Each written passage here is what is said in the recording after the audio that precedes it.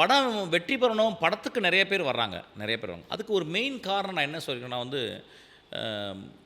சினிமாவை அகாடமிக்கா யாருமே பார்க்குறதில்லன்னு நினைக்கிறேன் இந்த காலத்தில். நான் வந்து I'm not mincing my words.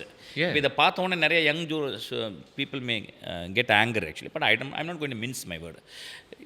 நான் ஒரு அகடமிஷியன். நான் இளையராஜிட்ட போயிட்டு ஒரு சீனை சொல்கிறதுக்கு முந்தி, ஒரு சுச்சுவேஷன் சொல்கிறதுக்கு முந்தி, சார் ஒரு பொண்ணு சார் ஒரு பையனை பார்க்குறா சார், அவங்க 2 பேருக்கும் காதல் வருது சார், போடுங்கன்னா காரியம் மூஞ்சில் துப்பிடுவார். இப்படி ஒரு சுச்சுவேஷன் சொன்னேன்னா, நான் வந்து அவர் சொல்கிறதுக்கு முந்தி நான் வந்து அது நான் புதுசாக யோசிச்சிருக்கணும், நான் புதுசாக வேறு மாதிரி சொல்லியிருக்கணும், அதுக்கு நான் எக்ஸாம்பிள் வேறு மாதிரி கொடுத்துருக்கணும். அப்போ அவரை வந்து நான் வந்து இன்ஸ்டிகேட் பண்ணியிருக்கணும், அவரை வந்து நான் க்ரியேட்டிவாக இன்ஸ்டிகேட் பண்ணணும்.